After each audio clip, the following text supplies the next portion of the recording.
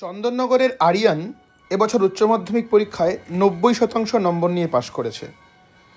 কেবলমাত্র পড়াশুনোই তার জীবনের একমাত্র অংশ নয়, পড়াশুনোর পাশাপাশি ফুটবলেও অসামান্য দক্ষ সে।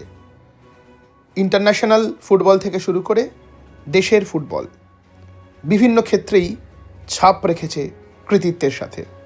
আমরা আরিয়ানের মুখে শুনে নেব তার স্বপ্নগাথার কথা। আরিয়ান, কিভাবে তুমি পড়াশুনো করতে আমাদের যদি একটু শোনাও। সকাল থেকে সারাদিন খেলাধুলার ওখানেই থাকতাম। তো রাত্রিরে যেটুকু সময় পেতাম সেই সময়টা পড়তাম বা পরীক্ষার আগের সময়টাকে কাজে লাগিয়ে দিই। সেই সময় কিছুক্ষণ খেলা বন্ধ ছিল। আমাদের হুগলি সিটি এফসি একাডেমির নাম, ওটা কালীঘাট ফ্রেন্ডসের সঙ্গে যুক্ত।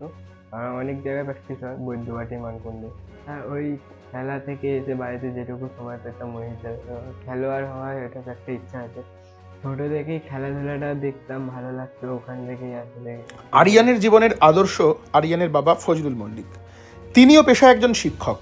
তার মুখেই শুনে নেব তার ছেলের সাফল্যের কথা।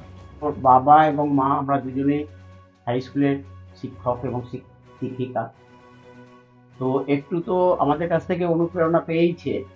মাধ্যমিকটা যেমন আমি পুরোটাই দেখিয়েছিলাম, এইচএসে সেইভাবে ওর ইংলিশ টিচার ছাড়া সেইভাবে কোনো টিচার ও রাখেনি, কারণ প্র্যাকটিসের সময় চলে যাবে বলে সেই জন্য টিচারকে হয়তো সময় দিতে পারবে না। সেই জন্য একটা বিরাট বড় অ্যাচিভমেন্ট, যেখানে কোনো টিউশনি টিচার না রেখেই যে প্রায় 90% নাম্বার এবং 3টে সাবজেক্টে 92 এর কাছে নাম্বার। তো দুটো জিনিস দিয়েছে, পড়াশোনা প্লাস খেলাধুলা।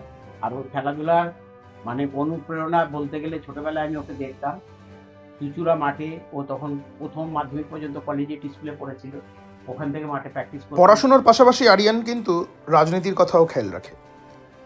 দেশের শিক্ষা ব্যবস্থা, ক্রীড়া ব্যবস্থার পরিবর্তনের জন্য আরিয়ানও স্বপ্ন দেখে। আমি বামপন্থী মতাদর্শী বিশ্বাসী, আমার বাড়ির সবার মতনই আমি। আরিয়ান মল্লিক কেবলমাত্র পড়াশোনার মধ্যে নিজেকে আবদ্ধ রাখেনি, নেপালে গিয়ে খেলে এসেছে আন্তর্জাতিক ফুটবল। আমরা আরিয়ানের আরও সাফল্য কামনা করি ও এগিয়ে যাক ওর পিতার দেখানো পথে।